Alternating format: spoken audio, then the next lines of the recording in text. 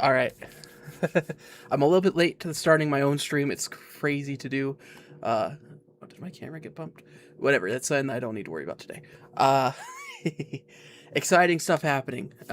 Kingdom Hearts wise, we have not eaten this good in years. But they're just popping things off. And because they're actually already starting the 25th anniversary events, they've already started sharing a lot of things already. So new Kingdom Hearts 4 trailer happened yesterday, which I thought that there would be, but I should have known that there would be, but I wasn't prepared. I was in the process of reorganizing my office, which you can't tell from here, but the cat tree's a little bit over because there's other stuff. Anyways, regardless, so I was caught off guard a little bit at the new trailer showing Coco, which Coco is one of my favorite movies that Disney has done in recent times. It's just a fantastic movie overall. The biggest complaint people have over Coco is it came out at the same time as another movie that was very similar. Um, and I can't remember what the name of that movie is. I never saw it, but I loved Coco. Absolutely loved Coco. So now we know that Coco and Moana are going to be in it. So we're going to assume that it's going to be movies that are similar to that era. So we might probably actually may not. Anyways, I was thinking, oh crap, why can't I remember that one? Um, the one with the magical house and the family each had powers, and I am Jorge. I make the speckle. uh, uh, I can't remember the name of it. Encanto. Um, so we could. I was thinking maybe we'll see more movies along those lines. They're yeah, but we'll see. Um, but then they also talked about a new animated series on Disney Plus that is happening soon. Everything else had a date. We got a launch date for Kingdom Hearts. Well, launch period for Kingdom Hearts 4, which I toot my own horn. I called it quarter 4 of 2027. Which for anyone who doesn't know the quarter 4 is when they have the holiday season as it is. Um, it's OBS is acting weird. It's saying that. Here, let me refresh that. Oh, somehow I'm on Twitch as well. I wasn't supposed to be on Twitch. I don't know how YouTube appreciates Twitch. I tried to turn it off, and I think I turned it off after I started. Whatever, we're gonna roll with it. If I get in trouble, I get in trouble. I'll worry about it later. Um, so we got an official launch date for Kingdom Hearts 4. Awesome news. And then there was the animated series that's coming soon. The fact that they didn't say anything, they just put the one poster with a character that doesn't look familiar, with a Keyblade that doesn't look familiar, but vaguely looks somewhere between Starlight and the Master's Keyblade. Um, by the way, when we get into the event, you're going to see me fuddling around for a minute. It doesn't start for another 20 minutes. I'm going to try and hop in about 10, 15 minutes beforehand just to make sure I can actually get everything kind of fixed. Um, but this panel is the first thing for the 25th anniversary that they've actually publicly covered. Which the 25th anniversary, for the last anniversary, all we got was a picture of young Xehanort. Almost time, right, Cadion? Right? uh, I'm excited. 20 minutes. And for the last anniversary, all we got was a picture of young Xehanort with a see-through umbrella in the in one of the big gardens within Japan. I can't remember what it's called. Um, but it's famous for the big purple flowers, and it had the big purple flowers. Um, and so seeing young Xehanort there was different, new, special. Uh, um, oh, and I am going to apologize ahead of time. YouTube, for whatever reason, has a delay, and so there's going to be delay on delay on delay. So overall, there's probably going to be like, I watch something, I react to it. There's going to be a 20-second delay between when that happens, when I say it, and then when you guys see it. So it'll be like a 20 to 40 second. So it's like when people try and cheat at sports and they have a delay on the cable, they're like, oh, I'm going to predict he makes this shot. Whoosh, and then he makes it. Oh, they knew 20 seconds ago. It's going to be kind of like that. So there's a little bit of delay here and there and all around. What else was I talking about? The animated series. I've heard theories that they might actually be covering Key, or more importantly, the events of, why can I never remember, Missing Link. There's talks that it might actually cover Missing Link, and having an animated series that covers it fills two roles. It actually gives us a freaking Kingdom Hearts animated series. Finally, I've been so as someone who read the Kingdom Hearts manga and absolutely loved it, because it's hilarious, it's different, it's refreshing. Sora's Keyblade never actually disappears. Once he gets it, he has it forever in the manga, and so in order to keep it on him, he has like a rope that he ties it so it's across his body. And anyways, it's a lot of fun. But I really liked the manga. I need to get the whole collection because I haven't read any. I read the first two of Kingdom Hearts 2, and that's it. And I know that they came out with way more for the manga. But I've always wanted an animated series because of that. Because I'm like, if you just do what you're doing in this manga, it'd be hilarious. It'd be awesome. It'd be great anime. And them doing an animated series, I don't think it's going to be true anime style. I'm hoping it is, but I don't think it will be. Mainly because they also have to appease the Disney art style as well. And it releasing, I don't know, it's probably releasing in Japan simultaneously. I don't see why Square would agree to a title like that without also having released in Japan in Japanese simultaneously, like a simulcast, like what we have with anime, kind of thing. But I'm excited. The new character, I don't know, but the new character would make sense for Missing Link and a unique Keyblade. But the Keyblade for Missing Link, they were supposed to have Starlight, which is a relic of the past. But that Keyblade almost looked older somehow, which Starlight is from before the world split, so that's saying something. But let's see, what else? Yeah. Blah, blah, blah, blah. Okay, so the panel that they're doing today, like I said before, it's the 25th anniversary, and so they're talking about they're sitting with a number of the producers who actually have been working on Kingdom Hearts, either Kingdom Hearts 4 or since Kingdom Hearts 1. But then they also have Haley Joel Osment and David Gallagher. My drink does not want to open. There we go. Talking about their experiences and how they've enjoyed the Kingdom Hearts series and the importance it's had on them. I'm sure Dave's going to talk about his time playing through the series and how not only did the Kingdom Hearts games impact his life in general, but also how playing through them now is currently impacting his life. Which I'm super excited about that. I watch Graven all the time. I'm way behind on his streams. I know I'm way behind, but I'm at least keeping up with where he's progressed to. I think I watched all the way to the end of Chain of Memories, and I think I watched the first 2 episodes of his Kingdom Hearts 2 run, and he went Kingdom Hearts Chain of Memories 2, and then I think he went Birth by Sleep, which I haven't seen any of his stuff for that, and then he's currently playing through Days right now, and he's playing through Days using an actual emulator on his DS. He's playing on the DS as he's going through, and he has a special camera angled in a different way than his normal camera, just so you could actually see him playing on the DS. And I think that's awesome. I think that's dedication, and I am all for it. But I'm sure he's going to talk about that. Haley Joel's probably going to talk about a lot. He's done a lot since Kingdom Hearts. As far as acting and stuff, with the most recent thing that I can think of being in season 2 of Wednesday. But I forgot Kingdom Hearts had a manga.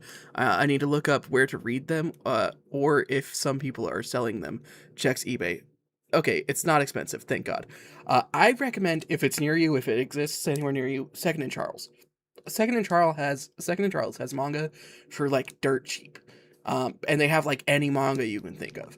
I definitely recommend checking them out first. Not sponsored, though. um, but yeah, no, the manga. There are places where you can read it whenever, wherever.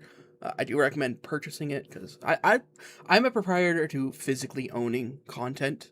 And it may not sound like it when I'm like Uh, PlayStation switching over, it's inevitable. Everyone's going to do it. That's just me being a realist, not me talking about my preference. My preference, I'd rather always own the games. I know when Kingdom Hearts 4 comes out, it's probably going to be digital only, and I'm never going to own a physical copy for Kingdom Hearts 4. I would love a physical copy for Kingdom Hearts 4 because I'd like being able to just, oh hey look, my steel cover book for Kingdom Hearts 3 with the game still in it. Isn't it so nice? You know? Or, oh look at this. I've had the Final Fantasy anthology from the PlayStation 1 still in good condition, you know. Wait, what? Oh, I didn't know what the anthology actually was, but now I do. Why do I have a book for 8? Do I have a physical copy of 8? Don't mind me as I surprise myself. No, it looks like this is just 5 and 6. Yeah, 5 and 6. Okay. But there's a book for 8 in here for some reason. Second and Charles, right? Sadly, none are near me. Well, that's unfortunate. Yeah, but yeah, Second and Charles. They have an online store for called Books a Million, where they will send it out secondhand. But I don't know how well that actually works. The physical stores are a lot better for that. But it's unfortunate if there's none nearby. But if there's none nearby, then back to good old eBay. But yeah, no, I'm a big proprietor for physical content. Um, Even things that I haven't really used. Like, for my birthday this year, I got the Kingdom Hearts Ultimatum. This thing is awesome. It's highly inaccurate, but it's awesome. Uh, and one of the things that's inaccurate, is it talks about heartless and nobodies, and it even straight up says, "Oh, nobodies don't have hearts," and it's like they do. Nobodies always have hearts. They've always had hearts. It's yeah. Anyways, but no, but I'm super excited to see what they're going to talk about here. We're about 10 minutes away, so I'm going to be fiddling with OBS a little bit to see. I didn't prep as well as I should have. I'm not gonna lie. So normally I would do the gameplay thing, but I don't. Let's see. Maybe I might be able to get away with this. Gameplay and then game change properties. Any full screen applications. Okay. Hey, condense that. Okay, there it goes. And then, okay, it's not actually doing that, so, oh, because it doesn't register it. Okay, so I'm going to have to add a new thing. That worked. I could just reuse my settings from days. I can't quite go full screen on it, but I could do my best when it goes up. And then I will do it. Yeah. Wish you could go full screen now. 8 minutes. 8 minutes. They're only going to be covering it for an hour. It's only an hour long event. So I don't expect them to be too many, to be giving too much special things. But who knows? We'll see. I'm, the ultimate fan event, they're calling it.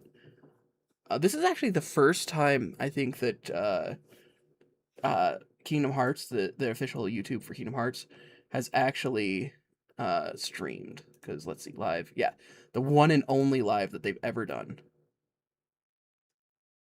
Don't mind my other YouTube videos that I watch over here. Some of them, probably Rocket League. Yeah, if they are going to cover things that are actually new and not just talk about their experience, I agree. It'll probably be Rocket League, Fortnite, and then the stuff. But they might actually be allowed to leak some stuff. Like, obviously, if the game's coming out next year, they've already started voice recording. They've already started talking scripts and lines and stuff like that. So they probably have a little bit of information about. Oh yeah, no. In addition to Coco's World, which I don't know what they're gonna call it. Uh, Probably Land of the Dead. That'd be awesome. But which I wish I knew in Spanish. Um, but they might talk about, Moana, because we know that one's been leaked because of the Keyblade. Thank you, Cadion, for pointing out that someone had actually covered that the keychain was important. And because the key, it was either Cadion or it was Kirby, one of y'all. Uh, that the keychain actually was one of the flowers that you could see in Moana that was a very important thing that was really relevant. So we know two, potentially three, because we did see the moon of Endor with the foot of a walker for Star Wars. So there's a chance that we see three worlds. We've seen three worlds. Two of them are more confirmed than the third one because it's like it very much looks like it. It very much looks like the foot. But it could be literally anything. They could have removed it. That was such early footage that even if it was, they could have changed their mind. If it's like we tried it, but we couldn't actually get it to fit within our narrative, then they might have booted it. But we'll see. What else? What else? What else? Other things that they might talk about, because those two worlds are confirmed. They might talk about those. They might leak another world. I'm excited if that, but if not, if they're just talking about their favorite experiences, their experiences in general, like the highs, lows. One thing that I hope that they talk about is how they recorded Remind. Now that I'm going through Remind and I'm seeing, oh, a lot of these people were probably in their own home studios recording these lines because I don't know about the keychain, but the hit effect has the blade that has the flowers. Oh, it was okay. That's what it was. It was something to do with the keyblade itself. And I apologize if I got that wrong. But I do believe that. Where was I? What was I saying? I lost myself. Oh, so with Remind, they were potentially using their own home studios. And that's especially true for, like I mentioned with Terra. It sounds like he was recording in a tin can. And it sounds a little out of place. They did get new voice actors and stuff like that. And maybe the main ones, like Xehanort, Sora. It's fine. No, you. No, you good. Okay, gotcha. I don't know why. The thing that I read it off of is always like a little bit above. It never shows the bottommost line. But anyways, uh, uh, what was I saying? What was I saying? Kingdom Hearts recording, and it was like that because it was COVID, which I hope YouTube doesn't dock me for that now. But during those times, people couldn't really go out, so I bet that the people we'll see here, in addition to the newest voice for Xehanort, were all three in studio, but everyone else probably had to record from home because they only had like one or two lines. Why do the risk? Let's fly them to California and have them record in our studio, just so they could say it's all good or something like that. Uh, that would be a waste of everyone's time and money and risk and all that. If nobody's out, there's not really a risk, is there? I had that mentality a little bit, but that was years ago. Anyways,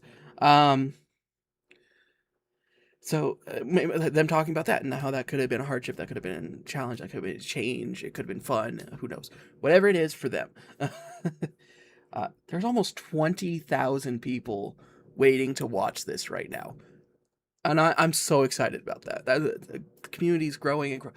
But Kingdom Hearts is... So one of the other reasons I wanted to play through the Kingdom Hearts series is even though it's beloved, everyone who has ever played Kingdom Hearts at least has one game that they're like, oh, I love this game with a burning passion.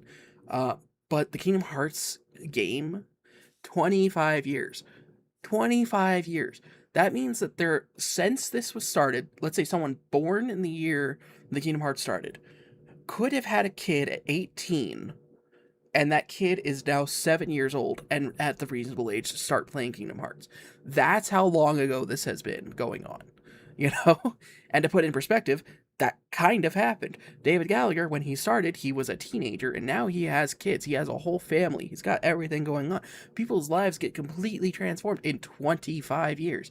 And so it's really hard to get people to play games like that because even if they've been released and re-released and we up to the scale and stuff like that, it's still an old game, and it's harder to get new people to play an older game when there's so many new games that are coming out constantly. And that's kind of a challenge that Kingdom Hearts has going for it, because in addition to having a complicated story and older games that are not necessarily easy to play or easy to find, uh, if they wanted to start on a new title, they would have no idea what's going on. Um, and I get that. Like, if you were to start on Kingdom Hearts 4, you'd be like, huh? Who is Sora? Why is he dead? Why are people acting like he's dead while they're searching for him? What is this weapon he has? How does he go through these things? What's the importance of this red-haired girl? Who are these people? They're just in Japan. It's just some people running around Japan like they own it, but they're like anime characters in Japan. And Disney stuff. Oh, so it's a little bit hard. But I believe that they'll be fine. I believe that Kingdom Hearts, seeing that 22,000 people watching right now are so excited for it. They're so excited for it. Oh, we're waiting. This must have been how it felt when I was running late. I was running a little bit late because it was my mom's birthday, so she comes first. But after that, I still tried to get here as early as I possibly could.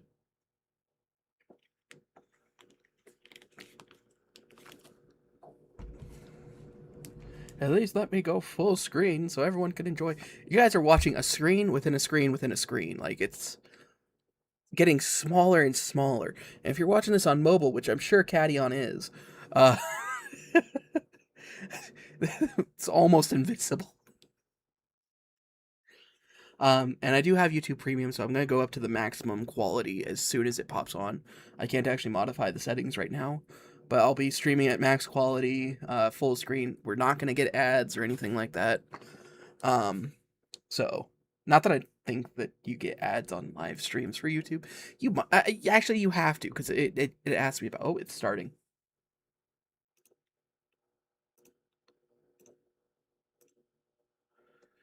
All right. And let me get the audio up. It's going to be really loud. I'm going to get copy struck. Ooh, I forgot to mention I have my PC. I claimed it a couple days ago. Nice!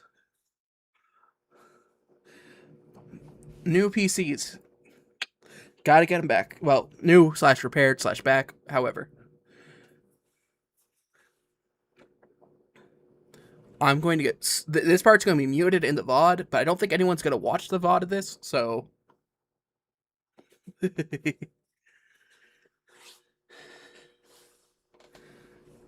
I feel like there's probably a relevance for this song in particular, but I don't know it.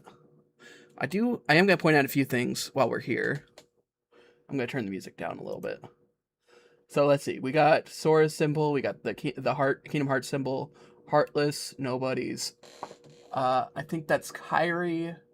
That's a symbol of the Daybreak Town. Roxas. The Mastery exam. So like the Mark of Masters. The Mark of Master exam. But you'll see it on Terra Aqua Ventus. Master Xehanort and Master Ericus. Unversed. Daydreams. Not daydreams. Spirits. Nightmares.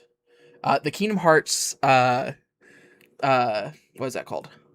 Not new, just Blowout. Yeah, it gonna work like new. Oh, okay, they just changed the music.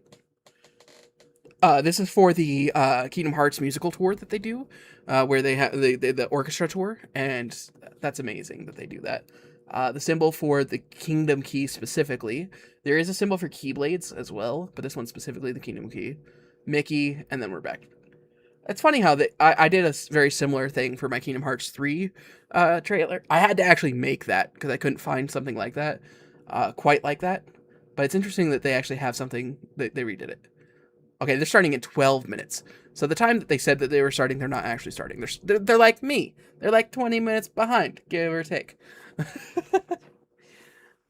Well, I don't want all this to be completely copy struck, but I do like that they're playing Kingdom Hearts music now. Oh, that just changed. It's no longer hexes. Now it's just the symbols. But it's way less symbols. I was still focused on the timer. I completely missed the whole rest of the background. Deep dive into Kingdom Hearts.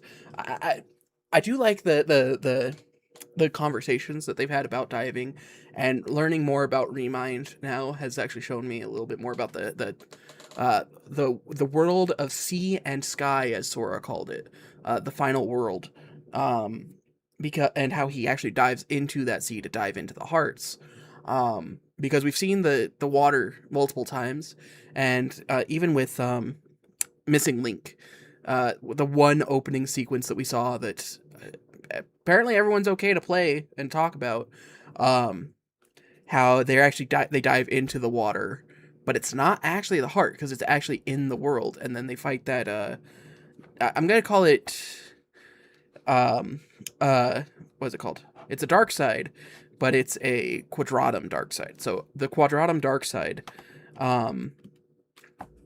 and people actually were dying in that, and then only once they defeated it did it clear up. That's interesting, because it's like, oh, we can't actually exist within the heart. So it's almost, I don't know, it's almost as if, because Heartless possess hearts. Well, their body is the entirety of a heart that has been corrupted by darkness. Is it okay to talk here instead? Absolutely. I didn't think that. I didn't try to actually have Twitch going, but Twitch doesn't have the delay.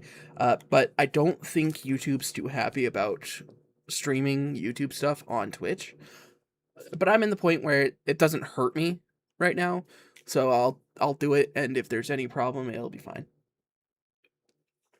Hey, we don't like you did that. Delete the video. Okay, nobody's gonna watch it anyways. Like, it's an old video that's going to be covering something that if I ever... Yeah, exactly, see? If ever I do become big, I don't think I ever will. I think this is just going to be a hobby, probably. Nobody would go back and watch this. They'd rather watch me actually playing Kingdom Hearts 4, since it'll be out in a year from now. Well, not a year from now. A year from now plus or minus 3 months. Well, plus 3 months. Give or take 3 months. No, it's not. What is something that within 3 months of this time, but only more so?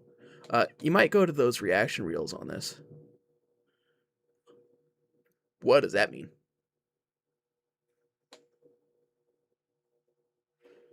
Like somebody else covers them, and then they talk about different reactions? Or like I make a short. Oh, you guys aren't actually getting the audio for this. Oh, that's cool. That means that it's not gonna get copy struck. Those videos of reaction videos and stuff. Ah, that's fair. I decided to play the music so you can actually have it. Right now they're playing Blast Off, the gummy music.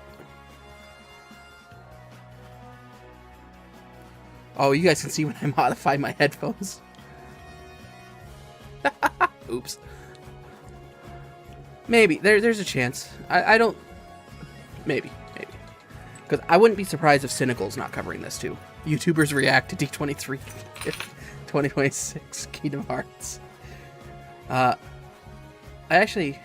would be surprised if Cynical's covering this right now, and he's way more popular. So, if they were going to put that, they would put his. Because I was saying, people care about opinions. But right now, nobody has a reason to care about my opinion. Except for you, and I respect that.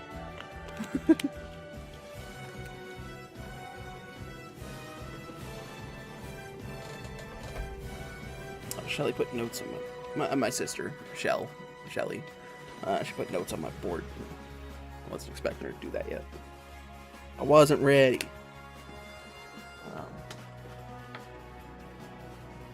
I'm in the process of reorganizing my office a lot. Actually, I can mute games since there's not actually a game playing. Just one less audio source trying to go through. I'm hoping in February that we move so I can have a more spacious office. I mentioned this before. Like my brother, I don't live with my brother, but I live with my sister. He came over one day, after my streams, because he man, I have bad hiccups. It's a problem with rushing home right after dinner, well, lunch. But he came to my office one time, and he watches my streams sometimes when he gets a chance, and he's all like, "Oh, I really thought your office was more spacious because like the wall is like right there," and then I'm like, for the camera really puts a lot of perspective on it. The camera, which is right there, like you guys can see my finger, to the wall is like 3 feet, 4 feet. But it looks like it's like 10 feet. And so I'm hoping that in February we're able to move and I can actually have a larger office. Looks kind of cramped from my perspective. It looks a little cramped, but it's way more cramped than it looks. Trust me. Like, if I move my chair, I'm about to bump into something. And I didn't even move it a full foot. But I want to show off the Kingdom Hearts stuff. And I wanted to show off a little bit more, but the camera's a little bit too close to show off too much more. But I'm so excited. Like I said, I'm pretty sure that for the most part they're just going to be covering just their experiences with Kingdom Hearts. They're not going to spoil anything yet. But if they do, it'd be golden. Gotta love your, gotta show your love on the game somehow. Exactly.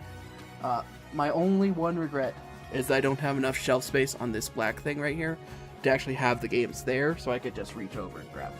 Unless I wanted to take all the clouds down, but, you know, I gotta have my 3 clouds and a Sephiroth, you know? 4 clouds and a Sephiroth, my bad. Because I also have the Kingdom Hearts cloud back there. But I don't think it's actually... No, he's visible. It's hard to see. It's very hard to see. Probably be better if I didn't have 6 Soras. I got all those when I was a kid. Like, I don't think I've gotten any... I haven't bought any Kingdom Hearts merch, with the exception of those 4 Keyblades, since I've been an adult. And I bought all 4 of those, like, 3 years ago. At the time, I was working at Spirit Halloween. Kirby! You're here just in time. They're going to start in 4 minutes. Are you excited for the spoilers? And by the way, the time is here. You already got your trailer yesterday. Did you watch the trailer? I am... He's getting it out. Hyped! Understandably, I'm over the moon. It's one of those events. It's what I wish I was there, but oh, no way, no way. They're so exclusive. But hype. Any predictions for what everyone's going to talk about between you two? Anything? Because I've said my opinions. I'd love to hear what you guys think.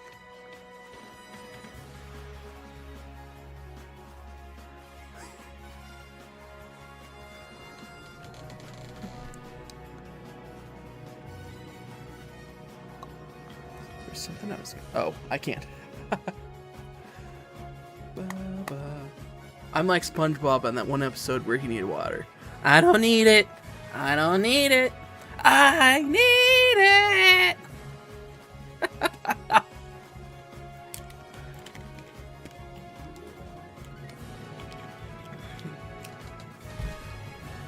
I accidentally peeked my mic. I don't think I've ever peeked my mic before. I am that one dude from Avatar: The Last Bender when he was foaming at the mouth.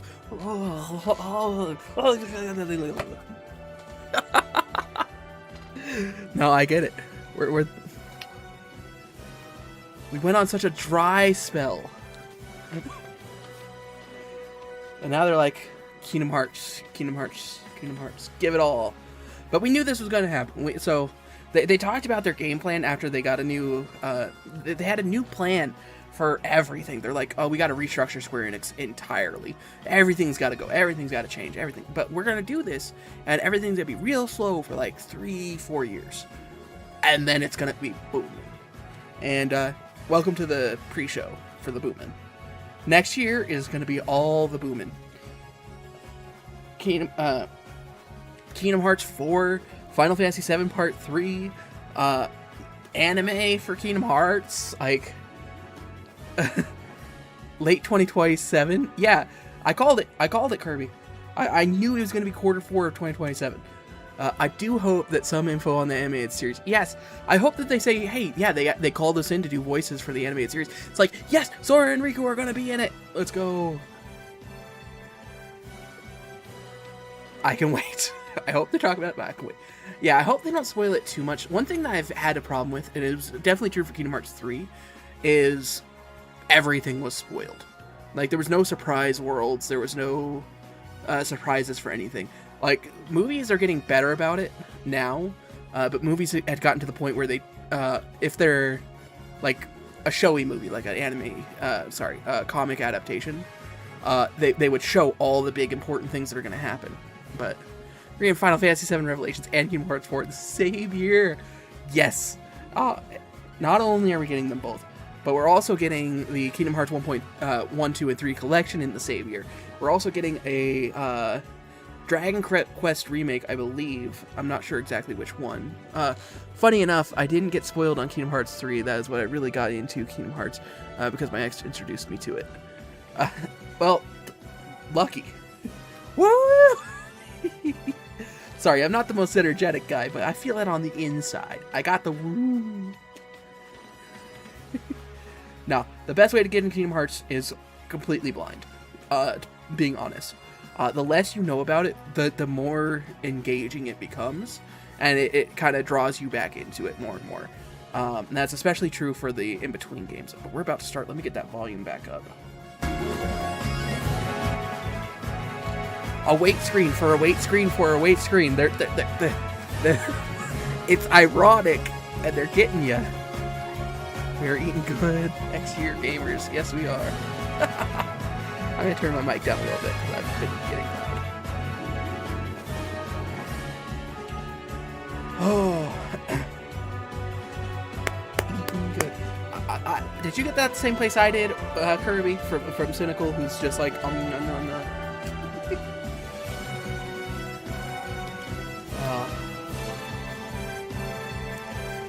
actually something in the silhouette of the 25. Kind of hard to see, but it looks kind of like a shield with multiple points.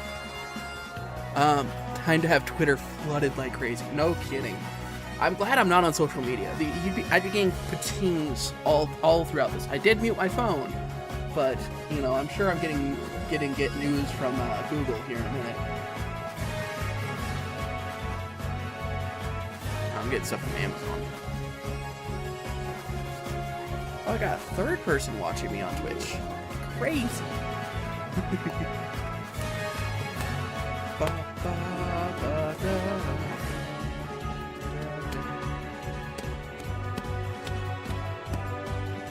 Start already? No, they're doing the same thing that they've been doing with us for Kingdom Hearts 4 since the beginning. Alright, go ahead and wait. Okay, now we're going to slightly change things. Go ahead and wait some more. Alright, we're starting something else, and wait some more.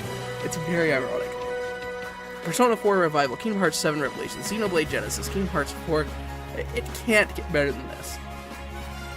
It can. There's talks about the Dragon Quest remake that they're planning to do. I don't know if it was 3 or 4, one of those. And so there's going to be another Dragon Quest. There's also going to be... crap, what else was there? There's a Final Fantasy remaster that they're doing. I meant remaster with Dragon Quest. Dragon Quest 3 or 4 remaster, not remake. They're not remaking it. They're just making it accessible for Switch, Steam.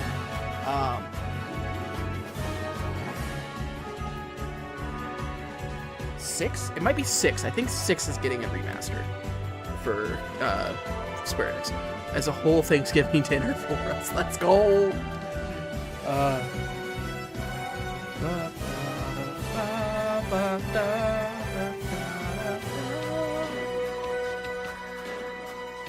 That's true.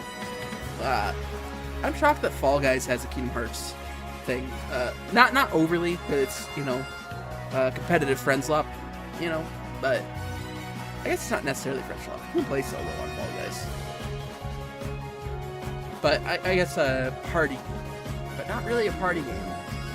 It's not a party game though.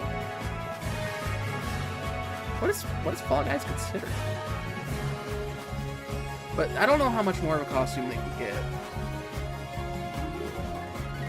And I don't know if they really want to compete too much with Fortnite getting stuff.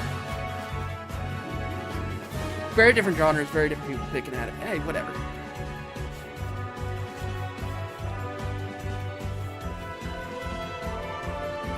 Zygarde costume.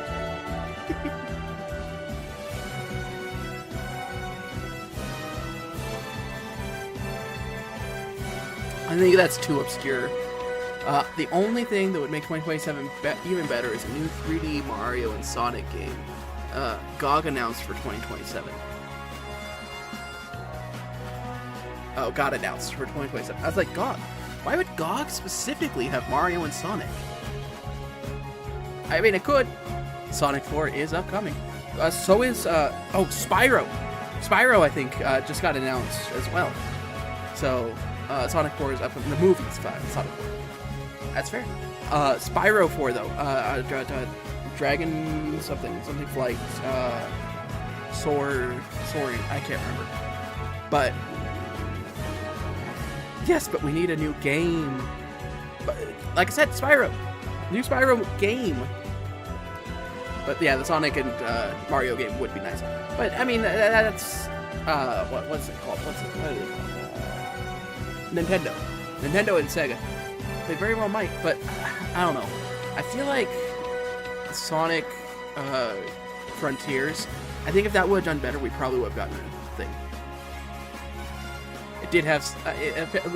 I believe that. I haven't played it yet, but I believe that. Sonic has always had good music.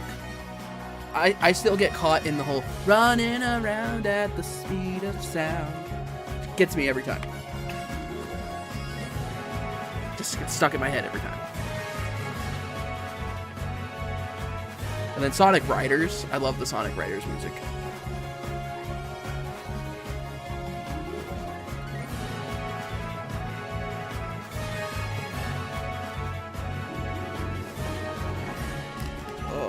What else? Pokemon Wind and Waves. I think that's coming out next year too. I have to use my phone to look it up because I'm using Google Chrome for that, but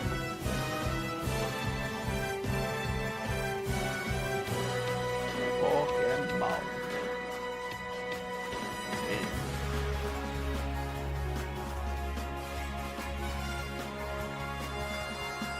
Wait, did they release new images? No, those might be fan stuff. Release date. Yeah, 2027. Pokemon Wind and Waves. Can't go wrong there. Hype for the upcoming Legend of Zelda and Sonic 4 movies. Oh yeah, I forgot they were doing the Legend of Zelda movie. I got so sidetracked from that. Do we know anything about it? I assume it's going to be a copy of, not copy, but heavily inspired by, the one that you're covering. Not Tears of the Kingdom, why can I not remember it? We need a Nintendo Cinematic Universe. Where's my NCU Nintendo? Oh, it's starting. With a trailer? Wait. Is this the same trailer as yesterday, or is this a new trailer? Oh, it's not even a trailer. Okay. I thought they were starting with a trailer. Hi, everybody. King Mickey here. Thanks for joining us today. I'm so glad you could be with us to hear from some of my friends and fellow Keyblade Everyone users. Recording with their phones. And now, please welcome your host and guiding key, Cleo Thomas. You guys hear it all right, or is it a little too quiet, a little too loud? Keo. He's got the key. Oh, he's got the crappy one that I do. I'm an actor, a gamer, a streamer, and your host for the deep dive into Kingdom Hearts here at the D23, the ultimate Disney fan event. That's the only Keyblade I don't have mounted because it's heavy. Many of you here in this room or the millions watching at home on stream may recognize me as the character Zero from the Disney film Holes. Yeah. I have it on the max quality. It just And not too long before that, I saw this commercial that combined two things I absolutely loved. Video games like Final Fantasy VII, 8, 9, 10, and Disney characters. And I couldn't wait to get this game. Me and my brother, we begged our parents. They took us to get the game. We're driving home, we get in our driveway, we run into our house, we run into our room, we take the game out of the case, we put the game in the console, and you know, nothing's ever really the same after you hear Otada Hikaru sing Simple and Clean for the very first time, is it? Nothing is the same. Yeah, that's true. I still get chills.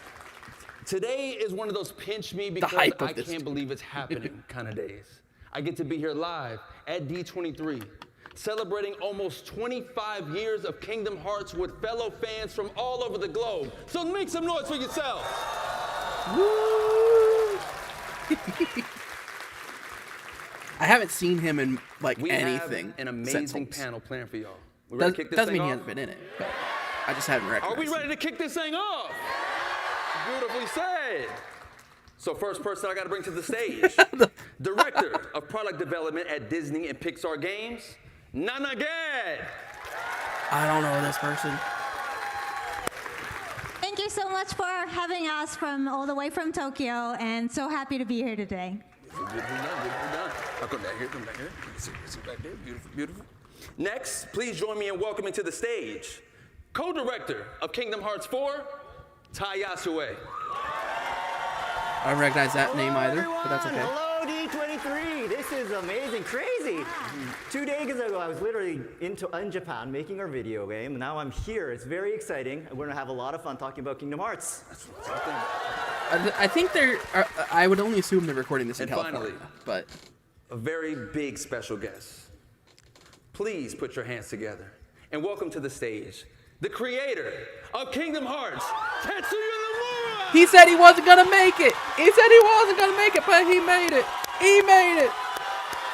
The man, the myth, the legend, the soon-to-be retiree. Someone's dressed as Riku with the Wake the Dawn keyblade.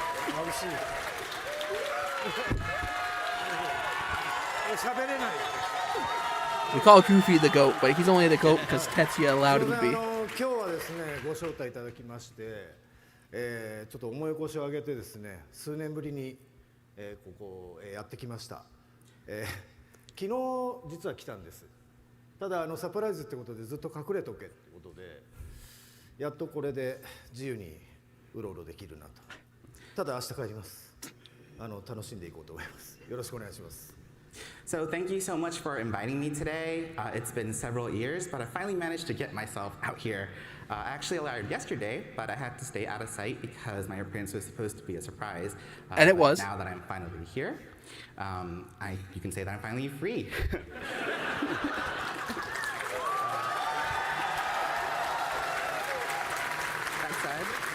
Let's go. That said, I will be heading home tomorrow, so although my stay is a short one, I'm looking forward to having a great time with all of you. Thank you very much. Take a seat. Everyone take a seat. Let's take a seat. Let's take a seat, man. We got so much. So are they doing two panels? And I know fans here, they want to hear. Well, it's supposed to be an hour long about so. Kingdom Hearts 4. But oh, yeah. I would like to go back yes, from where this all began, man. Going back in time for a moment. When the idea of Kingdom Hearts first came up, were there any Disney franchises that the team knew had to be included, even if they didn't make it into the first game? Please say Jungle Book. Nomura-san? Why don't we start with you? 見えないんで眼鏡どうですか So I have to put on my glasses for a moment. すみません。まあキングダムハーツの企画が立ち上がった当初はあれですね。まずはナイトメアビフォークリスマスですね。まあセルアニメ Well, he's talking in Japanese, and I don't know Japanese.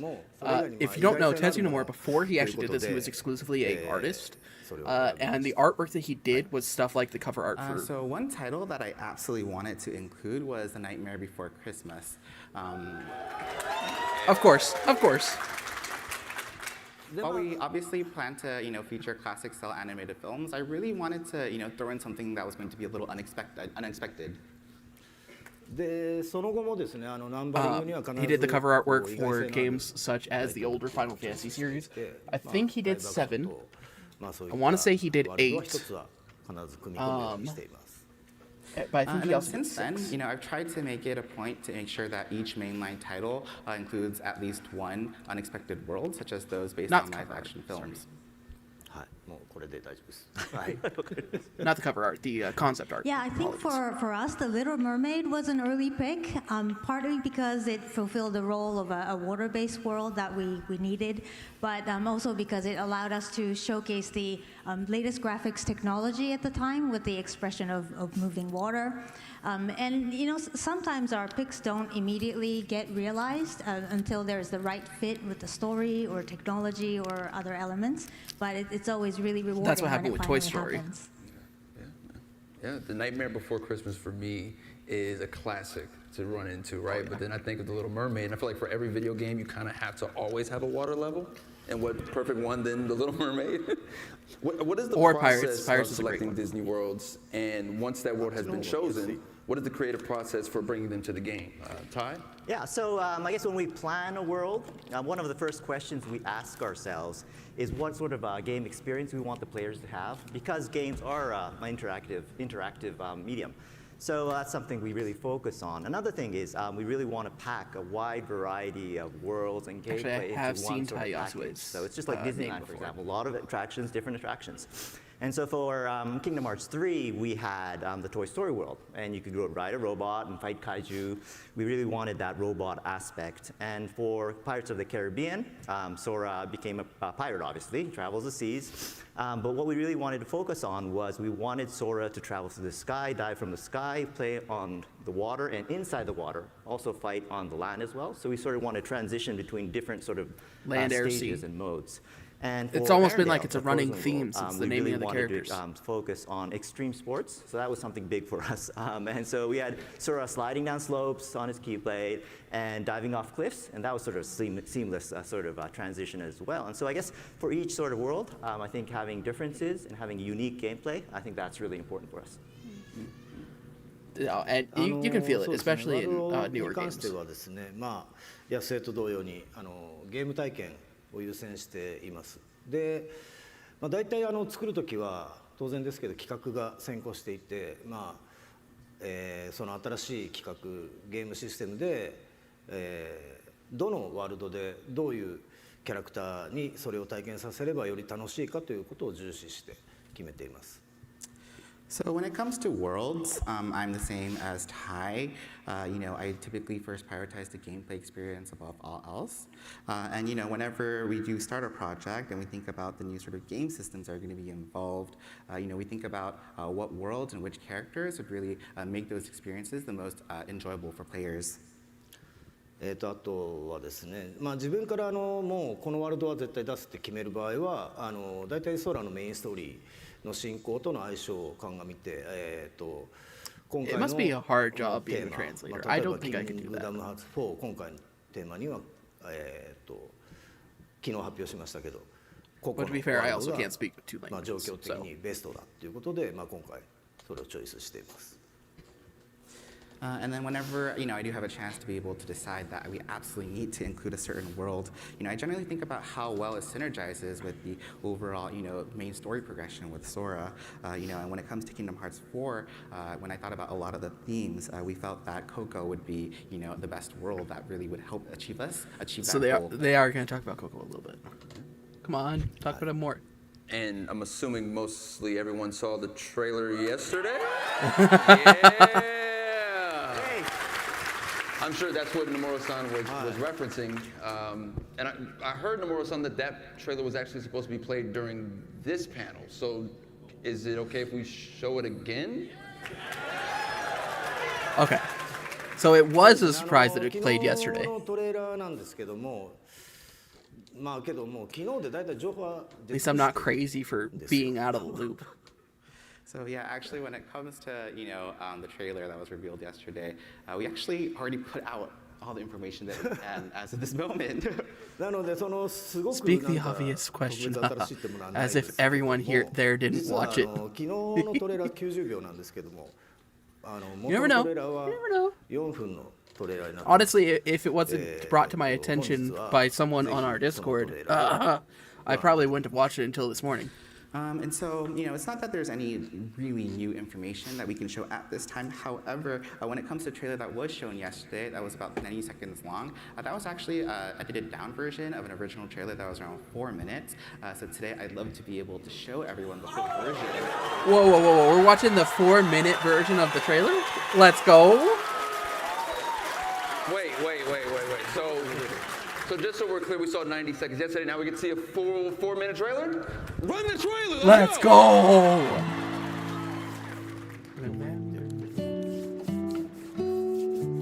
Brings back memories. Let's go. Gracias.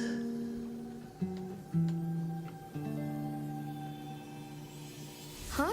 So sad. Wait, what happened? He's been forgotten.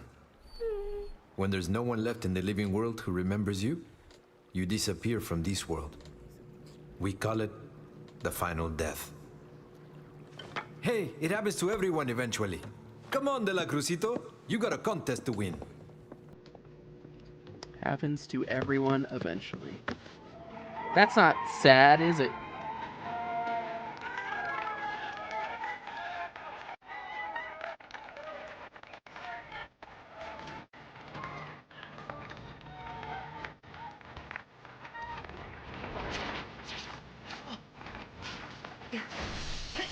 So those shadows are definitely not the Quadratus shadows.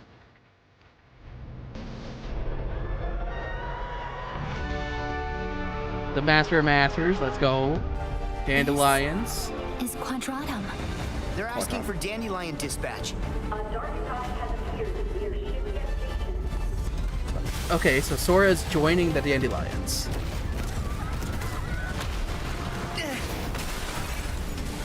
Jumping through vehicles, saving people? Behind you! Who? Wow! Oh, that's the guy from the anime! Look at his Keyblade. Welcome to the Plaza de la Cruz.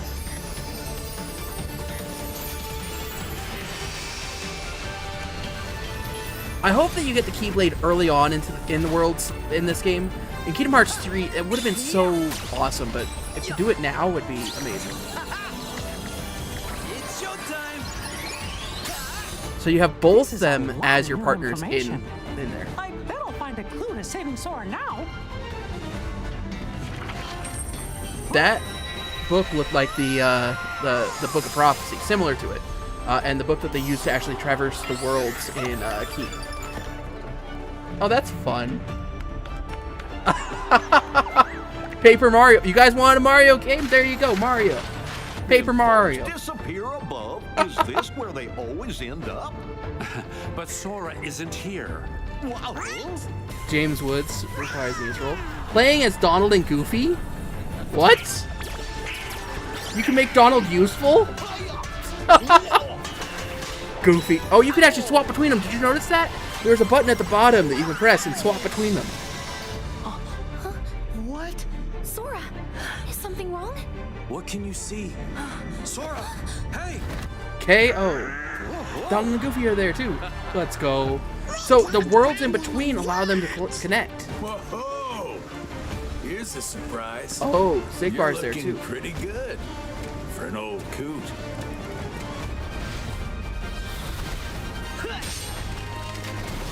Delicia! Sigurd!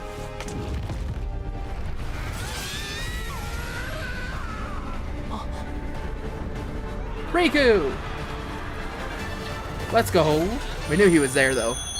But he showed up finally. Riku! Sora, wake up. see. That scream, I knew who it was. Wow. Thank you. Thank you for giving us this amazing look at Kingdom Hearts 4. I'm so excited to see, what characters and worlds come with this story. The continuation of this saga makes me so curious about the process behind that. Alongside gameplay considerations, how does the team ensure that the Disney characters and worlds feel fresh while still retaining their core identities? Nana? Yeah, I mean, it's hard to come back from all that excitement, but let's dive into it. Yeah? I mean, the most important thing is for the characters to remain true to themselves, and that means whenever they're thrown into a completely new situation, a new environment, like you just saw, they would always react exactly as they would, because authenticity has always been at the core of what we make, and that goes beyond just trying to retell things from the film, but really goes to the very essence of those characters. And as for the worlds, visual identity is always key. So things like the shaders, the textures and the proportions, they're intentionally and generally kept different in each world, so that when Sora visits new worlds, we make sure that they always feel unique and authentic.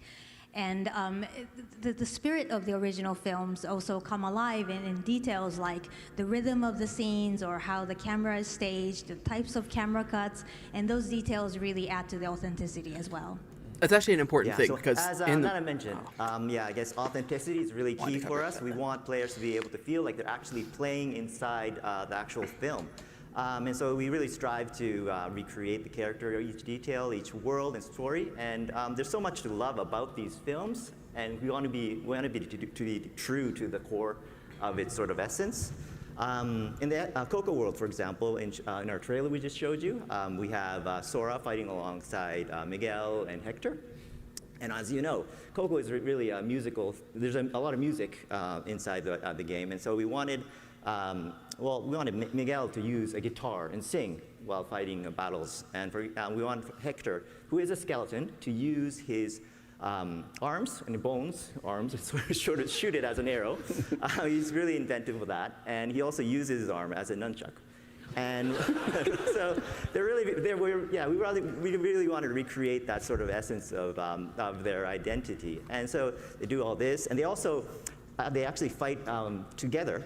Sora with his giant key, Hector with his arms, the detail, and Miguel with his guitar, and they also dance around a magical piñata. I think, which is really cool. I think so. So yeah, that sort of thing of divergence of different characters' identities, sort of cooperating together. I think that's part of the Kingdom Hearts charm. That's what we love about Kingdom Hearts. Okay. The worlds that they have to build in this have to be substantially larger and more detailed than the actual movie itself, because the movie only shows specific viewpoints from, the fourth wall, more or less. So you would only see whatever's there. In Kingdom Hearts, you have to look around, and so they have to make a much more detailed world. And then the idea that they actually then have to create things like Hector and Miguel would never. We try to stay faithful to the original Disney story, so we don't make major changes or reinterpretations. That said, if we do receive a request from the studio, we might make changes accordingly. Hector and Miguel never would have actually gotten into fights, so creating fighting styles that still feels like their characters, unique. I get that. I 100% get that. But maybe it's a little bit of a stretch to detach your bones and use them as nunchucks.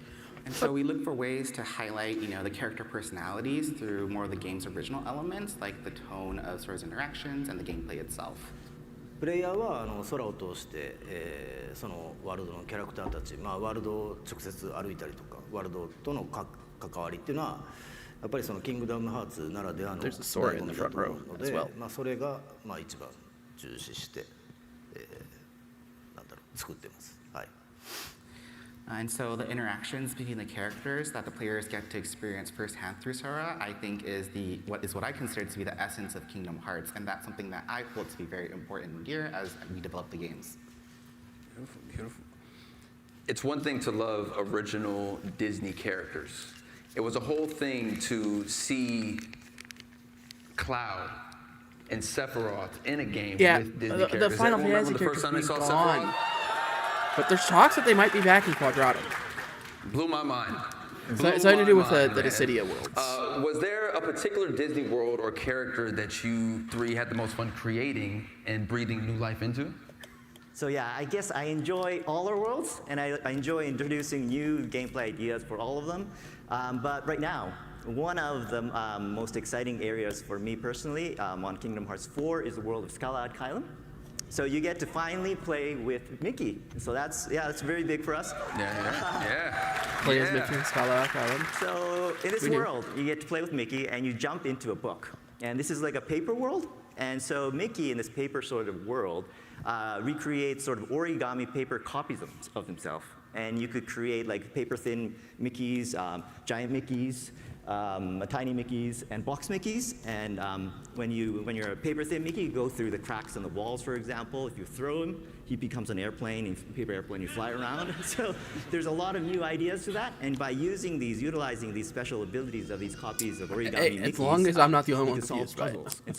It's sort of a puzzle-based game design that's very different from Sora's adventure. And I think it's really refreshing and interesting. I think you'll enjoy it all. I enjoyed it very much. Yeah, no, that's really awesome. Looking forward to playing that.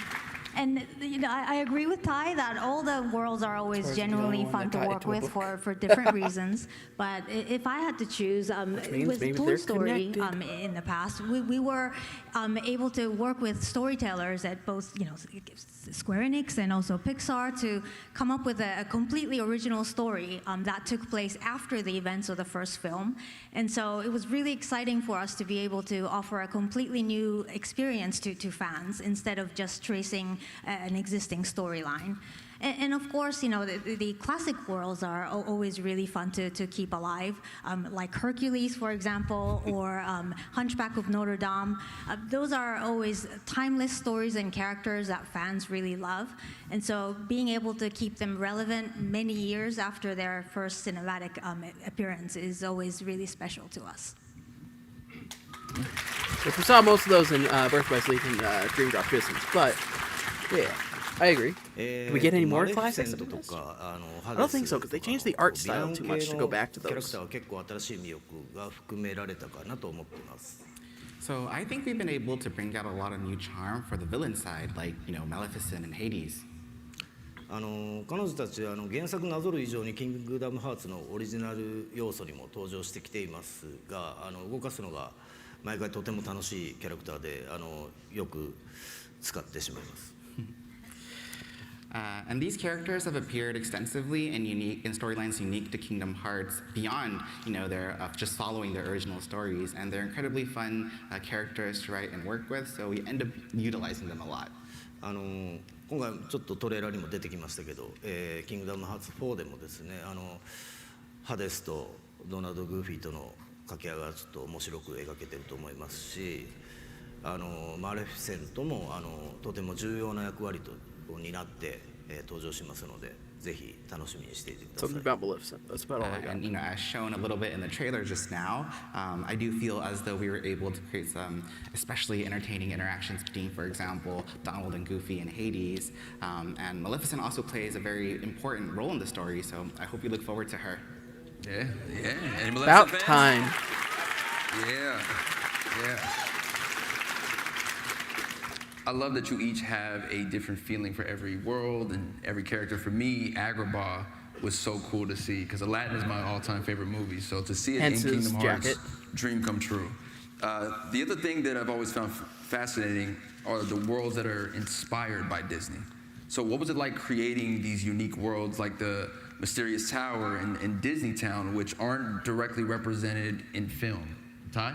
Yeah, so I guess Disney Town wasn't based on a specific film, but it was built around the feeling of Disneyland and Toontown. We really love Disneyland a lot. So go for it. We really wanted to capture I love fan art. I love seeing it. So if you're willing to post it too, there's a lot of festivities there, and we really wanted to re-experience that in the things of the park. So that really extended to all our game mechanics, and we used a lot of desserts, for example. There's a lot of ice cream, sea salt ice cream, those sundaes with with churros in them. I love them. They're very creative. I'm going off script here, but yeah, I love Churros the with desserts in vanilla Disneyland. ice cream. Anyways, so Especially award churros. that's why we created a festival called the Dream Festival Not big into in the sweets, game, but- and that was complete with an ice cream themed mini game, and you get a lot of rewards related to that. We also filled the world with classic Disney characters. We really love the classic characters and Horse Collar, and deliberately designed the buildings to have sort of like a curvy, whimsical shape. And our aim was really to capture the bright, lively, humorous, and playful charm of Disneyland because it's so special. Yeah, with Disneytown, it really wasn't about just creating a location, right? It was about creating that feeling. And so, like Ty was talking about, we really encouraged the team to embrace Disneytown as this place of fantasy, with curved lines and whimsical, stylized structures. Basically, I might as well not just say bound everything by the for them. rules of a real world. And beyond that, the castle and the homes surrounding, it kind of felt like it was inhabited. So it felt like life continued there even after we were out of the scene. And once this creative direction was established, the team came up with just an amazing amount of ideas and details to populate. That's why I was really here. enrich I this knew it ahead of world, time. while still maintaining the core identity. And it was really a case where a I'll strong also for the thematic script, they're gonna vision talk about the really second world, but we'll empowered get the there. creativity. It kind of offered a framework for the artist to explore, while still sort of maintaining that the experience stays undeniably Disney. モチーフだけがあってですね、その発想を広げて、新しいものを創造するっていうのはなかなか楽しい。I hope they talk more about Quadrata. 楽しいんですけど。I need to know more about Quadrata. 何かが完全にそれを Like, 再 if it's 現し gonna な be き the ゃいけ most ないっていうも pivotal のが world な in い the 分、entire game, 気も楽だったりします。I gotta know. So imagining something new based off of, solely a certain type of concept certainly is something that's very fun and enjoyable. And it's also in some ways less daunting because there's no expectation of having to replicate something exactly as it is. That's fair. Creative liberties go a long way. 新しい仕掛けとかも盛り込みやすかったりですね。シナリオも Could you imagine if Disney had to dictate everything that Square did for Kingdom Hearts? 利点もすごく多いです。And also gives us more freedom to incorporate a variety of sort of gimmicks that we were thinking about. And it's also a lot easier to incorporate from a narrative perspective too. So it's a very versatile approach with many advantages. Like the Disneyland rides. That was an interesting way to adapt it with the attractions feature. 3の段階からあってですね、企画も練ってたんですけど、なかなか実現するのがハードル高かったもので、 Even though they were totally overpowered. 4でちょっと進化させて登場しますので、ぜひどんなワールドになるのか、かなりすごい自分たち的にはすごいワールドがありますんで、ぜひ楽しみにしていてください。And then when it comes to the overall game design, for Kingdom Hearts 4, there's actually an idea that we had since Kingdom Hearts 3 that we weren't able to realize just because of certain difficulties. But we were able to kind of realize that with this installment. And for us, we think it's a very, very exciting idea. And so I do hope people look forward to it. Oh, they're not going to talk about it, Dave. Okay. Just here's a little bite. Enjoy your bite. I'm excited to see everything coming. So thank you guys, man. Here's the thing we've been working on, and we One of the really most wanted you compelling to parts have about it. Kingdom Hearts is Anyways, how it moving blends on. Disney worlds and original worlds. Could you walk us through the process of creating original worlds and how you ensured those story elements still had the through line with story elements in the Disney and Pixar worlds? So when it comes to original worlds in Kingdom Hearts 4, I think one of the biggest examples would be Quadratum, which is inspired by Tokyo. Just like we do with Disney worlds, we were really committed to creating a strong sense of authenticity. And so we actually recreated all the city parts. We had our teams walking around Tokyo taking pictures because we really wanted all the buildings and lightings, the patterns on the roads, for example, to be exactly like Tokyo. I actually wore a dorky headband and running shoes, and I was running around Tokyo. Everyone thought I was weird, running around the street, because I really wanted to get a feel of the scale and the excitement of Tokyo, and so we really wanted to use that in the game. And that's clever. I think it's one like of the things mocap, we really but not focused quite. on we wanted players to be able to move through this vast city in a dynamic fashion because it's a huge sort of city, one of the most massive we've ever created. And that's why we introduced new traversal actions. So for Kingdom Hearts 4, we have a new action where you shoot your keychain, right? And then you could launch yourself on top of buildings, for example. You could slide like down Spider-Man power web lines zip. in Tokyo. You could twirl around poles and signboards. And so it's very realistically Tokyo, but you can also do all these dynamic actions in an exhilarating way. So yeah, it's very cool.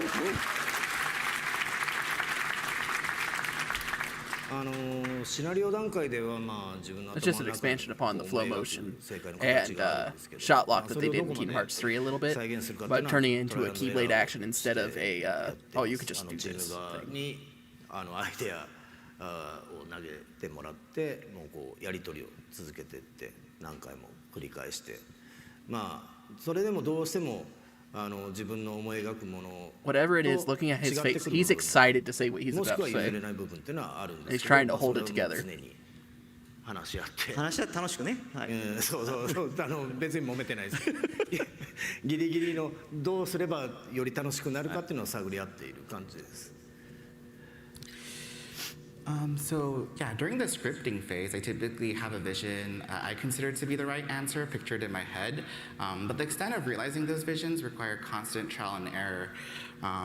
I usually have my team members kind of come and present ideas, and from there, we have numerous discussions and exchanges, and then, in that process, there's certain ideas that, I'm not able to, I feel that it's difficult to realize, or, certain ideas that I really can't compromise on, and so between the team and I, we're, always trying to constantly push ourselves to find that balance.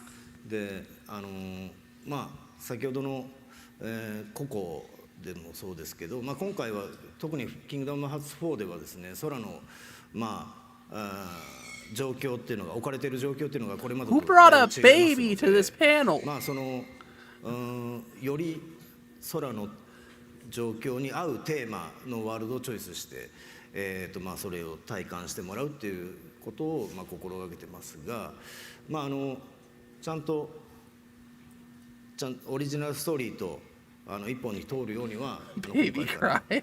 新たに The baby's just excited for Kingdom Hearts 2. I can't. The baby was born for this. すごい密にここへ来る直前もずっと密にやってました Most pivotal experience of its life, and it hasn't even done anything yet. So yeah, and this applies for Coco as well. That was a world that we chose because we wanted to take into account Sora's current situation, which is very different from the situation or the circumstances that he found himself in the past.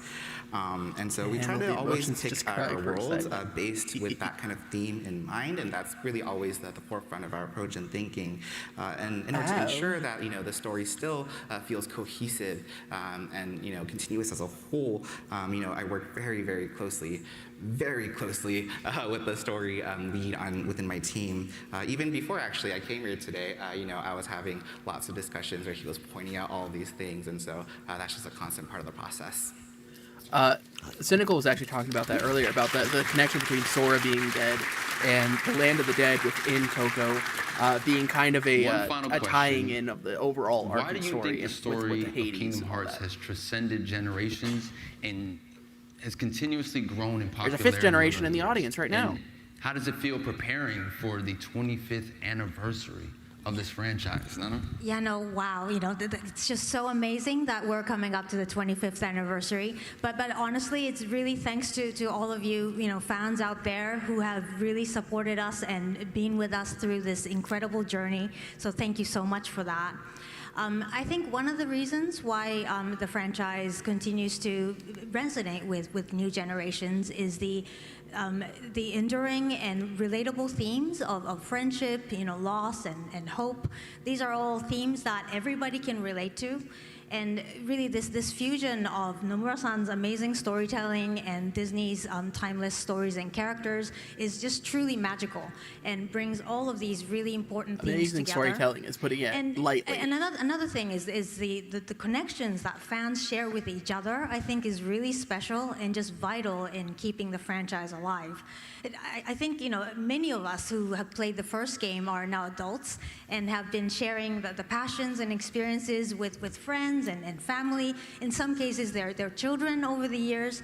And that's precisely the kind of things that ensures that Kingdom Hearts franchise really reaches the next generations. And we're so very grateful for that. I was somewhere between 8 and 9 years old when the first Kingdom Hearts game came out. Crazy how much time has passed. 25 years. Honestly, I feel a little old, but yeah, probably not supposed to say that. I'm really grateful for all the fans and for keep being with us for all these years. He lost words. I'm very thankful for He's that. so caught It's up on the amazing, fact I think. that, dang, 25 and years. As for Kingdom Hearts 4, I think what I'd like to say is I would like to thank everyone for their patience. At this year's D23, we're finally able to announce a release date for Kingdom Hearts 4. I'm really excited about that as well, and I can confidently say and promise that it will launch in 2027. And so schedule-wise, development is very smooth. It's not like an 80% thing, 90%, it's a 100% thing. So we'll be there for sure. For sure. That. That's a and promise in the meantime, right there. We have Kingdom Hearts Collection, which lets Won't you be playing experience it, the but I entire have to watch saga it. in one package. Hey, I'll be it's playing it for available you. For pre-order now. If you've never played the series before, or if you'd like to revisit the journey pre-order it again now. before Kingdom That's Hearts 4, crazy. I'd be happy if you just jump in, dive in.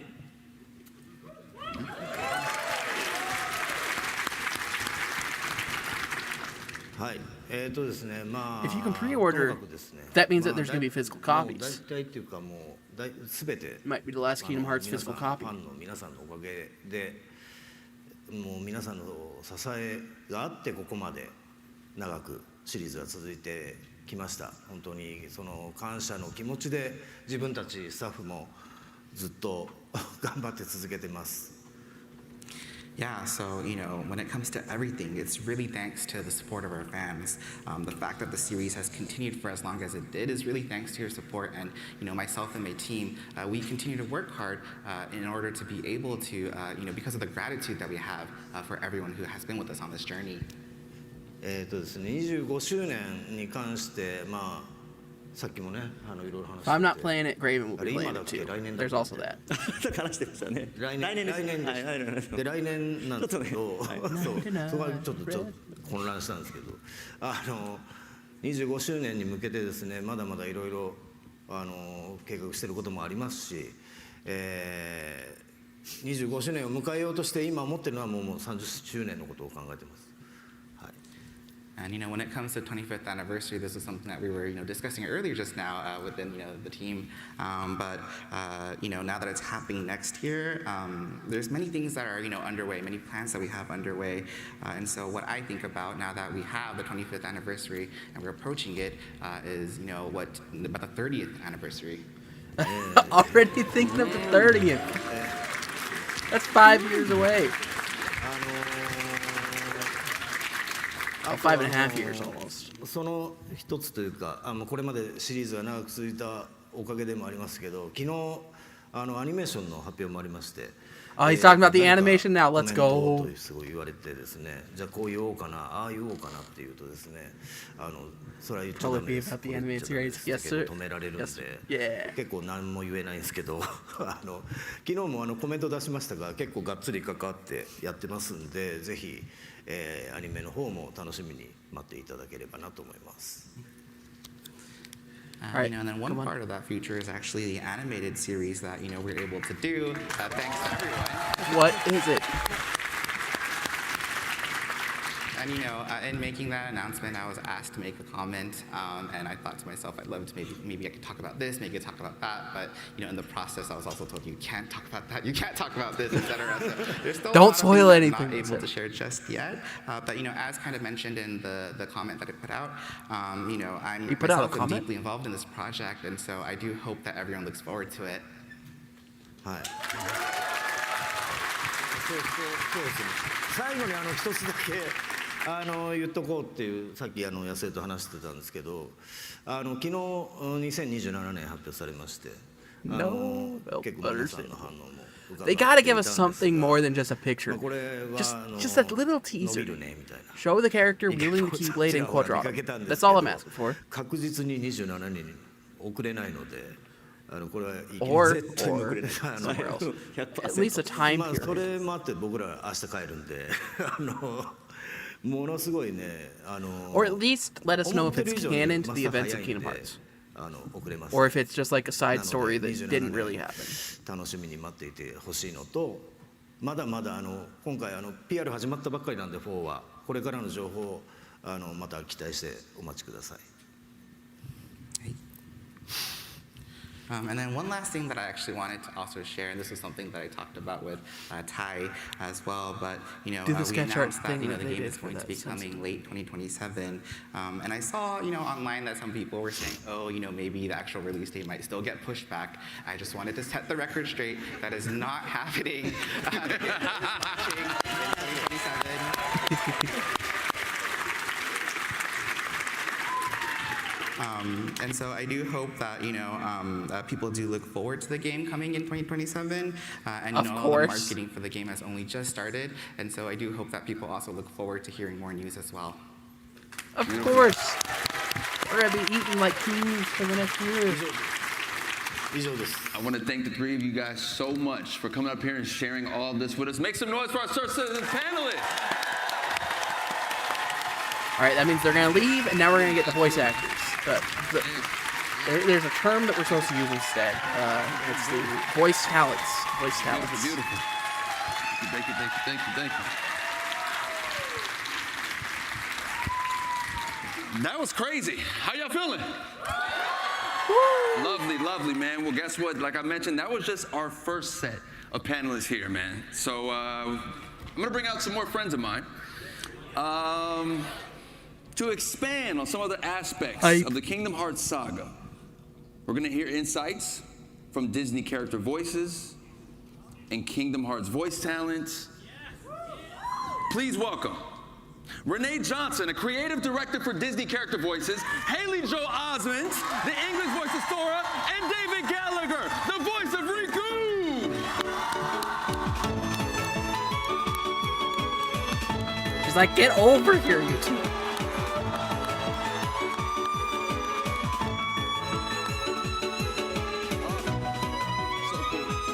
So cool. How's you guys feeling, man? How's D23 for you guys? Pretty exciting. Been amazing, yeah. Yeah, man. It's been awesome. Yeah, man. This is crazy for me to be on the stage with all of you, man. Thank you guys so much for this opportunity. Renee.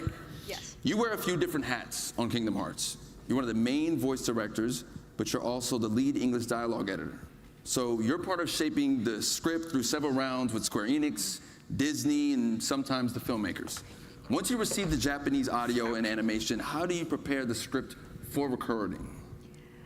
Painstakingly so. I go through every line, every reaction in what we call a timing review, which means I sit in my office doing my own really bad versions of the character voices, trying to time them to the Japanese audio, which I'm sure makes everyone who sits around me not entertained. I'd be entertained but by I want it. to make sure that not only do we have the timing right, but that we're matching the expressions that these beautiful animators have done and any gestures that are being done. But the Square Enix localization team and I are doing more than just adapting words. Japanese and English have different rhythms. The pauses are different. So if a Japanese pause feels too long in English, I need to determine if I can shorten it or if we can just talk through it. What's gonna serve the material best, serve the characters best? Yeah. And even small And sometimes you differences in the still languages. have to get the Japanese pauses, and it's very Japanese awkward. may be able to just say heartless, but we have to say the heartless, which gives these guys an extra syllable to fit into the same animated beat.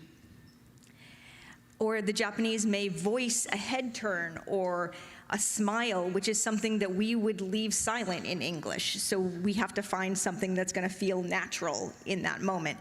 And I'm so thankful that these two are so great at it. Knowing how they did this, it's just so entertaining. Behind the scenes are so inspiring. No, I agree. That's why we're here, isn't it? What do you think about when you adapt these characters for Kingdom Hearts, both as you shape the script and once you're in the booth with the actors? It starts with knowing the characters inside and out, their perspectives, their vocabularies, their speaking rhythms, and then imagining them in these new situations. take King Mickey, for example. He is the Mickey we all know and love from all of Mickeydom. Mickeydom. He's open-hearted, he's generous. I like that too. But here he's a leader who is fighting darkness, so naturally he's going to react differently. He's going to say different things, and he's going to say them in a different manner. That's true. And then the actors bring their magic to it. The script changes in the room so much because of what these guys bring to it. No matter how well I thought I timed something out, we're going to add words, we're going to move words, we're going to change them around, and that's just to capture all they are bringing because they know these characters so well. And then I want to be open to surprises. I always want to be open to surprises. I can't tell you how many times Jim Cummings has made a Pete line he would. 1,000 He's times got like funnier 20 with an voices in the improvisation entire Kingdom Hearts that series. totally fits the moment, but none of us could have anticipated. And then with the characters like Sora and Riku, we want to make sure that we're totally capturing the nuance of the Japanese while still delivering a performance that is natural in English. And again, Haley, David, so amazing at doing this. A lot of my direction, I mean, I'll be honest, a lot of my direction to Haley as Sora is just a little goofier, or because it's Sora, a little whinier, right? I mean, yeah, he's a 40-year-old man. For David, for Riku, it's hard to be a whiny kid even more serious. A little more angsty. Can I get a little more angst, right? Yeah. So, yeah, man. Great. Renee, you've worked both closely with Haley and David for years, but Haley and David, after doing research, I found this incredible true fact about you guys, that despite playing Sora and Riku for nearly 25 years, you guys have never actually recorded together. Oh, yeah. Ever, is that right? It's true. That's what he brought up in It's one of the crazy aspects of voice recording. I think in all the voice recording jobs I've ever done, rarely have. I think Hey Arnold was the only time I've ever been in the same room with the other actors. But it's nice because as we jump around recording sections of the game, sometimes it'll be Japanese audio, and then sometimes I'll hear David's voice or somebody else's voice. It's nice to encounter that. Something that just popped into my head is like I technically got to do a scene with Rutger Hauer in one of the previous games, which was a tremendous honor. So it's an interesting aspect of this job. Yeah. Yeah. I've actually been looking for Haley for 25 years. I'm glad I finally found him. Only here at D23, man. Yeah.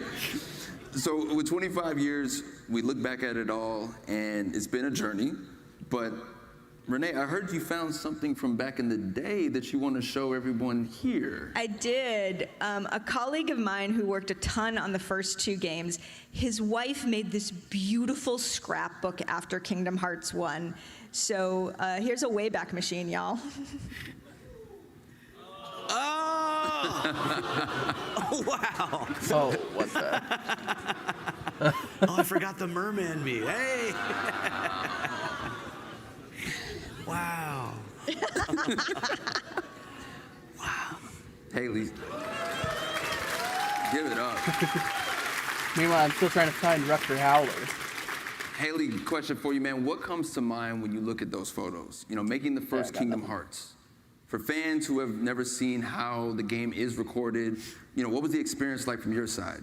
What do you remember? Were there anything new, surprising about it as the process was going on? I had done a lot of Disney voiceover jobs before Kingdom Hearts, but taking this on was a completely different animal because I'd never recorded over dialogue in another language. That's our big challenge is as Renee mentioned, getting the right spaces and the right lengths, but also conveying the same meaning and matching the gestures that he does, sometimes really big gestures. And it's been such a delight to learn how to do this over 25 years. And now it's like a really specific skill that I have and that we have as a team together that I'm really proud of. I also am confronted daily with how high my voice was back then. Yeah. The shift between 1 and 2. The challenge of the job is that Sora's just a little bit younger than me, and so I just a bit. Yeah, that's I'm unable to use about 70% of my natural register, and you have to try and find ways to have variety and expressiveness using a very limited part of like the top part of your voice. Another fun thing is, and you might see this at some point, doing the really young me, the way that the shape has to happen inside my head, it kind of feels like my eyes are popping out of my head when I'm doing it. So that's an interesting part of it too. Look forward to seeing the BTS on that one. David, what about you, man? When I think back about recording the very first game, for me, it really represents like two really special milestones in my career. So the first one, and the one that I was most excited about kind of stepping into the role, was the fact that it was the first time I got to contribute to a video game. And like, I've been a gamer my whole life, and I've always worked in film and television, but then I'd come home and I'd play video games. That was my way of kind of relaxing, and so having the opportunity to contribute to a video game. Is he going to self-plug? Please let him self-plug. He's got it. Come in and do what I almost forgot I was commentating for But then to come in and to see everything. that the character that was presented to me was actually a bad guy in the first game. I was 16 or 17 when we recorded the first game, and I in my young career I was always kind of like a golden boy. I always played like kind of good kids, and so it was a huge deal for me to be able to portray a character that leaned into the darkness a little bit. And so but hilariously went back to being. It was like, important to me that I stepped up to that challenge, and I'm very proud of it. Yeah, job well done, man. Make some noise for him.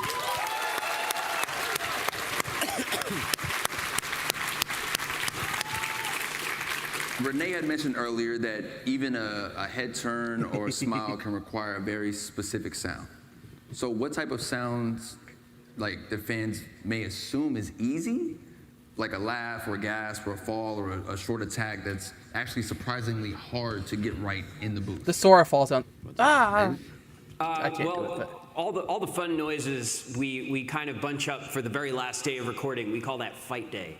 So we that's where we do all of our attacks and our when we take damage, and you kind of finish your recording session when you're all done with your final death screen. He actually talked about to this have on one like of his streams. Kind of, you're defeated, So we save all that fun stuff for the end. But I think in general, the most difficult kind of emotion to kind of the noise to make really is just genuine laughter.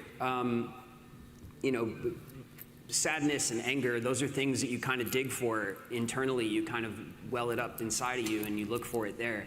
But laughter is really external. It's kind of involuntary. Things make you laugh. So, and because of that, everyone kind of laughs differently. Everyone kind of, that comes out of you. It's pulled out of you from something. So to have to laugh on cue, they can't do it on command.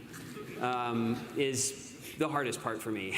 The laughing is really hard because it has to be arranged with physical movements on screen too, so it's kind of like an unnatural way of hitting those things and doing it in a high register, because I think my laugh is closer to Seth Rogen's laugh than it is to a 14-year-old boy. But not so hard for David, because his voice is Riku's just slightly modified. Are the big, like, the hits, or I guess and Riku's voice is the attacks, modified. And some of the big yells of grief. I'm thinking of one in particular from Kingdom Hearts 3 that we really built up for a while. We're like, this scream is going to be crazy. Like, we'll leave it till the end because you're just going to be wrecked after it. First take. It was the first take is what's in the game. I had 4 hours to think about it while we were in the booth, and I was ready. I mean, and when I think the note is like, everyone you've ever known is gone, it's like, that kind of gives you a clear idea of how he's feeling. Well, I want to thank you three so much for being here today and providing us with a glimpse into how Kingdom Hearts has been made for almost 25 years from your perspective. So make some noise for them, my guys.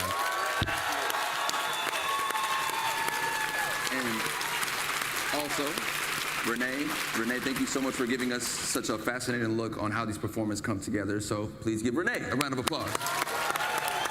Doesn't show how long it's been. Oh, she just walks away.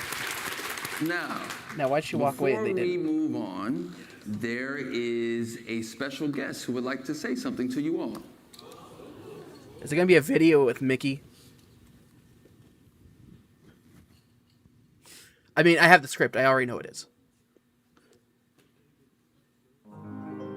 Hi everyone, I'm Miwi Rino. Thank you for coming to D23、日本語版で、空の役を演じています入野美優です。よろしくお願いします。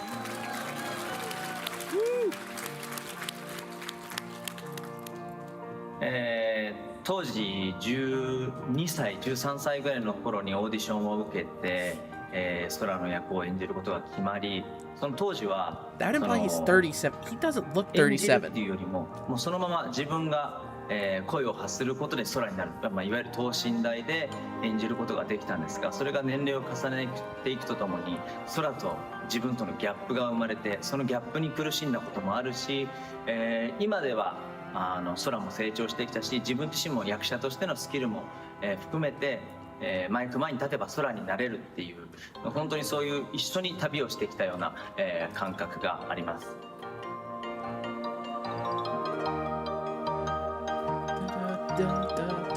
まさか本当にこんなに長く続くコンテンツになるとは思っていませんでしたし、先ほど言ったように一緒に成長して一緒に旅をして、I can't read and vibe with music at the same 今もまだ time. まだ That's fair. こんだけ世界中のファンの皆さんに愛してもらえる I'm a 作 fast 品だった reader. ということはとても Not if I 思 need っ to てい do it ま out す。 loud though. Ugh.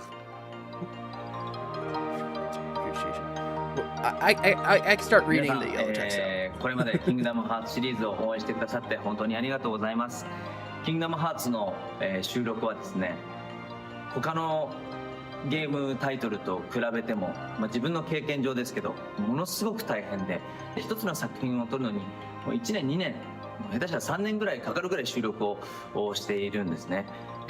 その大変さがですね、こうやって皆さんにI've never 届いているっていうのを感じる played と any of the Kingdom 本当 Hearts に games や in ってよかったなと思いますし、 Japanese. I kinda これ want から to. も空を演じていきたい、皆さんと共にキングダムハーツシリーズを盛り上げていきたいなと思っています。本当にありがとうございます。Do you have any a message for Haley Joel Osment, the voice of Sora, David Gallagher, the voice of Riku for D23? ハーレイさん、デイビッドさん、こんにちは。はじめまして。僕実はハーレイさんが、ハーレイさん、僕多分年齢近いと思うんですけれども。Wait, he's done other dubs for Haley? ハーレイさんの声を吹き替えたことがあるので、なんかそういう親和性も僕自身、感じています。 So they have officially dubbed for each お other. 二人に、D23 で、会えることを楽しみにしています。Finally, can you do one of the Sora's famous one-liners? それでは最後に皆さん、つながる心が俺の力だ。バイバイ。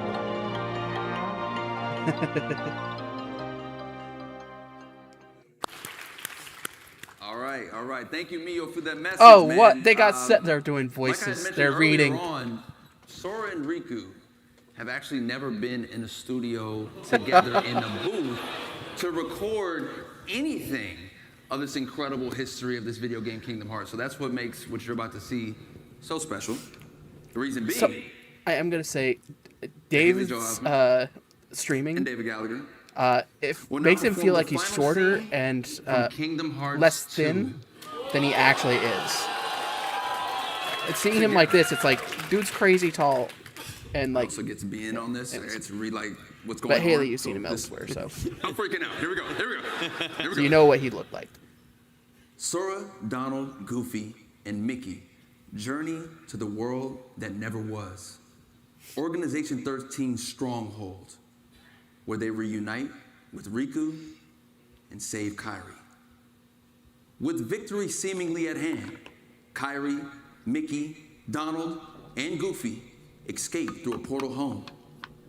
But before Sora and Riku can follow, Xemnas suddenly returns, cutting off their escape and forcing the two friends to remain behind for one final confrontation.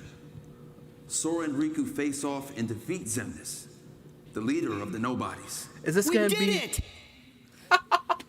At that moment, a bunch of nobodies appear and surround the two. I wouldn't be too sure of that.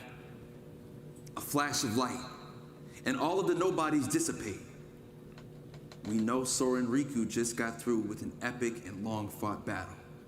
They're both exhausted, and Riku falls to his knees. Sora, I can't. Don't say another word. It's not over. It's just not. Sora helps Riku to his feet. This line. How can you say that? Even if we could go on. Look where we are. Anger like Oh, come on, Riku. You've been hanging out in darkness too long. You gotta try and think positive. Sora, you just gotta think positive. Of course. you lead. Got it. After some time wandering through the void, the two appear stuck. Please go all the way to the darkness part. I always figured I was better at stuff than you. Really? Are you mad? No. I kinda always thought you were better at everything too. His voice is definitely deeper than what he did too. A glimmer of light appears ahead. Riku, look. What's that light? They enter the light. The two find themselves at the dark margin, the edges of the realm of darkness, near a shore overlooking an endless sea. End of the road. Yep. Put me down. I can walk. He lied. Sora walks up to the water and looks around. You know, maybe the darkness has gotten to me too. He hears a thump behind and turns. Riku has collapsed to the ground. Riku! Sora runs to Riku. This world is perfect for me. If this is what the world really is, just this, then maybe I should fade back into darkness. Riku. If the world is made of light and darkness, that will be the darkness. Sora sits will up be and the smiles. darkness. He cut him off! Yeah. The other side, the realm of light, is safe now. Kyrie, the king, and the others are there. That's what I mean. Hey, Sora, could you help me? I want to get down to the water. Sora takes Riku by the shoulder and helps him walk towards the water. Shoulder and belt. At least the waves sound the same.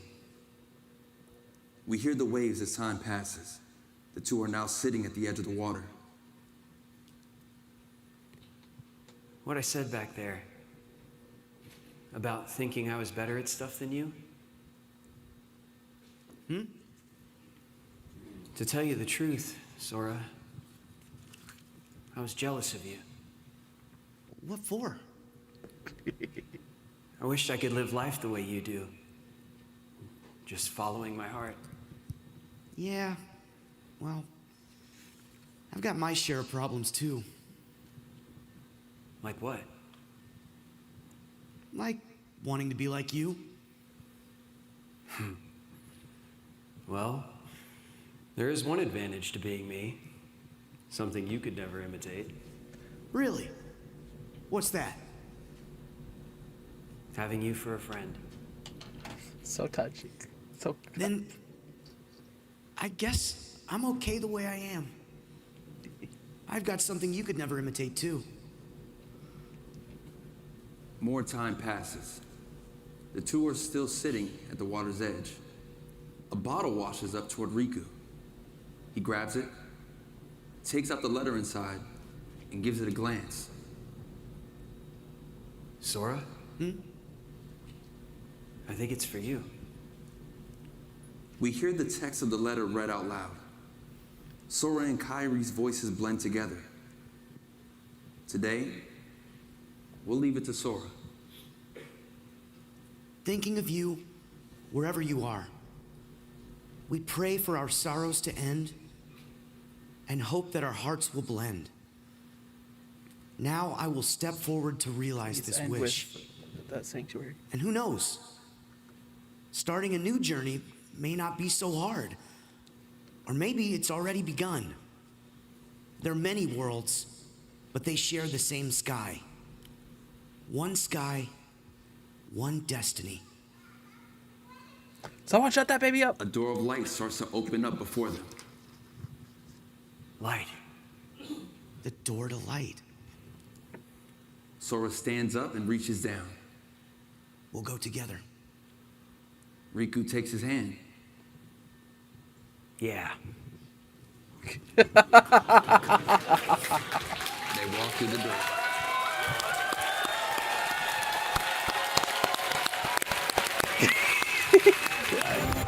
I'm having an attempt. Oh, it looked like they were actually going to play the music.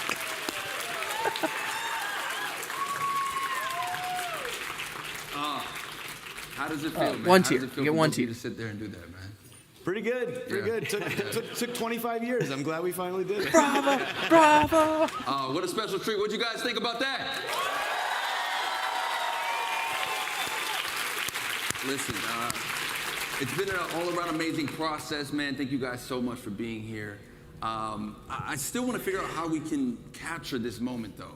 I feel like we got to move some stuff out of the way. Let's just move some stuff out the way very quickly. Let's get this out the way. I'm gonna go take this over here. Yeah, and I feel like there's only really one way to kind of end this. We need one more special guest, don't you think? Who could it possibly Sora be? with me. I got Riku with me. I feel like I need Mickey with me. Wait, I don't actually know who the voice for Mickey I need a is. phone. I need a phone. I need a phone. I need a phone. Absolutely massive Kingdom TD. And here I thought it was going to be the voice for Now. Kyrie. All around, I just feel like we got to capture this moment with everybody in the room. Can we just It's get a gotten big tall. I was family just group thinking selfie right that. here? Let's turn around here. We're gonna turn around. Mickey, we're gonna turn around. But they can't really have a shot. I mean, there's not an actor in there. Why would there be? Kingdom Hearts on 3. 1, 2, 3. Kingdom Hearts. You gotta do this number. That way it's like the poster. Yeah. All right. Thank you guys for coming out. Enjoy the rest of D23. Oh, someone's got So long, everybody. Destiny's. Hope you had a great time. And remember, That was a lot of fun. We didn't get too much new, but that trailer, the 4-minute trailer, that was awesome. Completely unexpected. Oh. No, come back! We want more! Oh.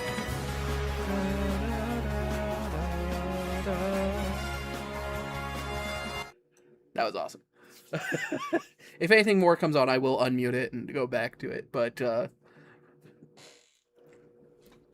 all right, so we saw extended gameplay for the Coco World, which we don't know the name of yet because they're keeping everything super secret, I guess, for a good reason. I mean, it's just coming out next year. So, and then what else? What else? Don't mind me as I'm yawning.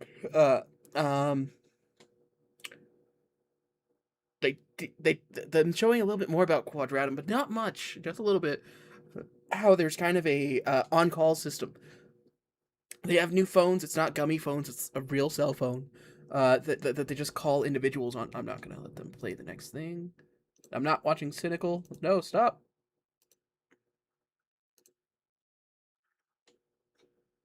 All right. Yeah. No. What else did they do? Oh, I need to turn desktop audio off. I'm gonna get that phone case that Sora has. Let me see if I can see that. Cage for Sora's phone.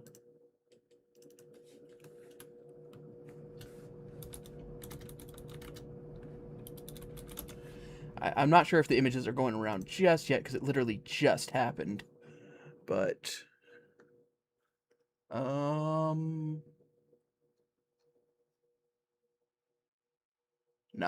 no images yet.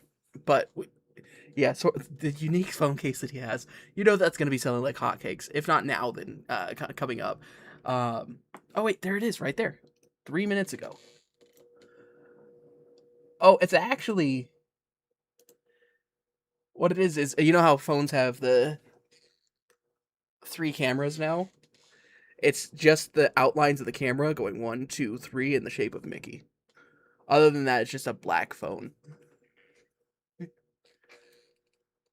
And Strelitzia has just a white case, which makes sense. Sora having black and wearing all black. And oh, actually, let me just go back to boop and that. So yeah, you can see just like a little bit.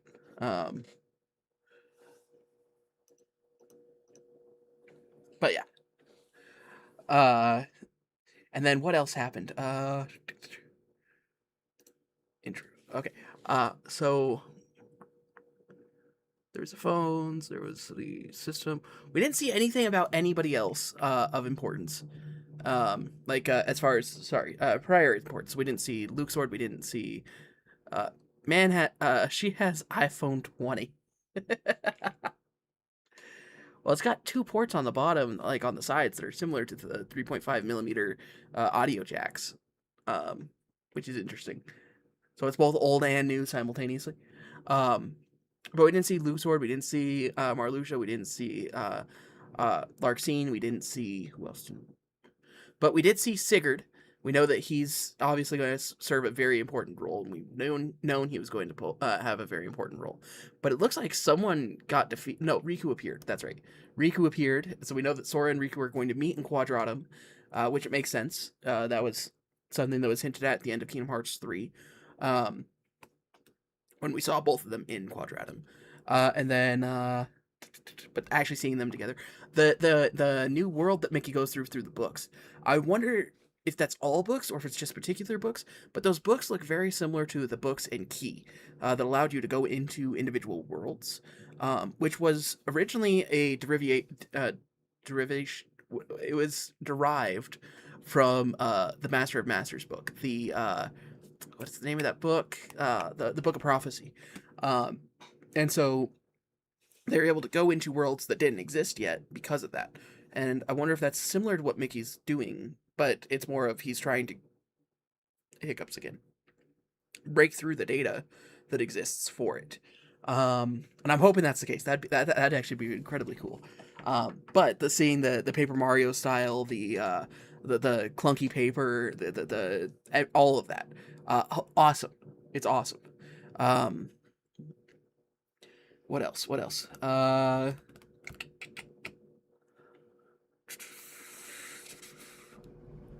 Donald and Goofy. Their path, instead of going through Skull Calum like Mickey, they were going through Hades, and they're traversing through different afterlives and worlds.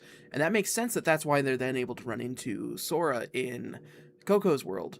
But seeing them playable, you were able to play as Mickey, Donald, Goofy, and you were able to switch between Donald and Goofy when you were playing as them independently. There was that button down there that allowed you to swap. That was really, really cool. But them traversing the different lands of the dead to get to Sora, and somehow that world was able to connect directly to Sora. So I wonder if they're able to get to Quadratum through that instead of going the Skull Calum pathway that Mickey's going. So we're seeing a lot of different views getting to this point, but we're still missing the important parts. Oh, we did see the guy who has the Keyblade who's on the cover. Let me pull that up real fast. Let me go back, and I guess I'm just going to close that. And then Kingdom Hearts.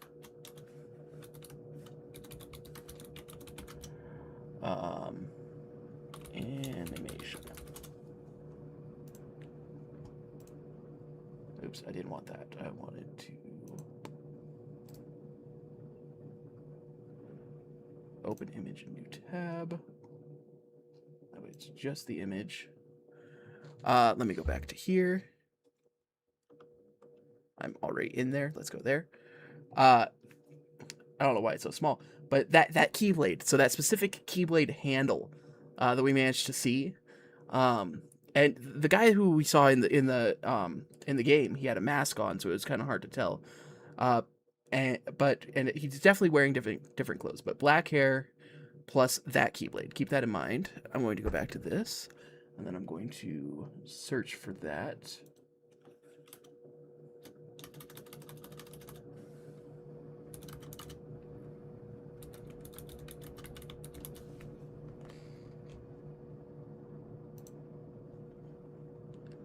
Oh, no, the Keyblade is actually different. Let me open that up. But it looked the same to me at first, but it's a memory issue.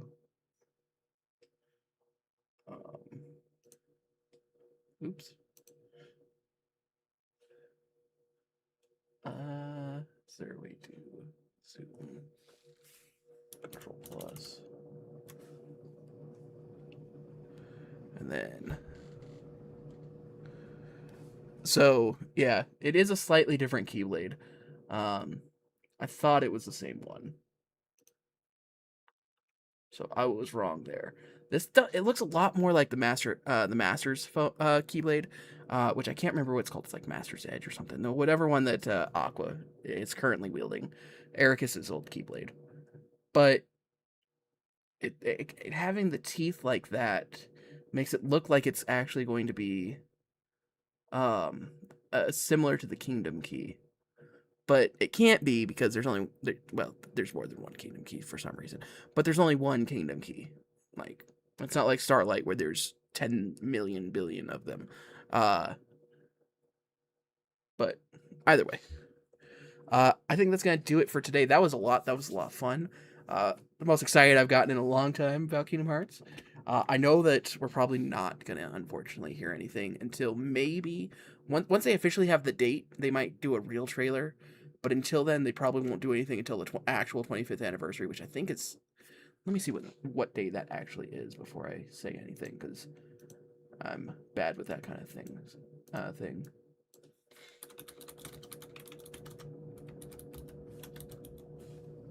Kingdom Hearts anniversary date, March 28th. So at the end of March, that's when we'll, didn't get the sense of Smash reveal. The Smash reveal trailer, that was crazy. Nobody expected it, and then all of a sudden you see the Mickey keychain, and it's like, and but so March, we're not gonna hear anything big. We might hear some small things. We might get an actual launch date. We might see that. Unfortunately, it was spoiled. I try to avoid too many wrong spoilers until I know it's official. Like for example, Wind and Waves, Pokemon Wind and Waves. Not really the thing I cover here, but there's been a lot of leaks and there's been a lot of everything about it, and it's like, well, I don't want to have those be spoiled. And I guess technically I have made it worse by talking about the Fortnite and the what is that game called? I can never remember it.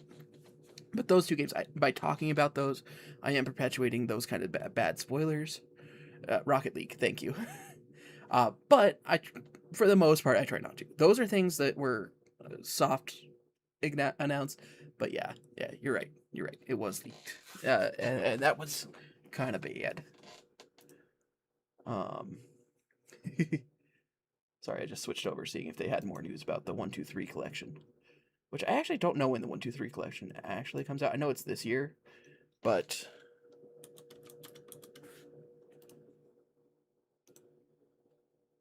let's see. It is available 10/8.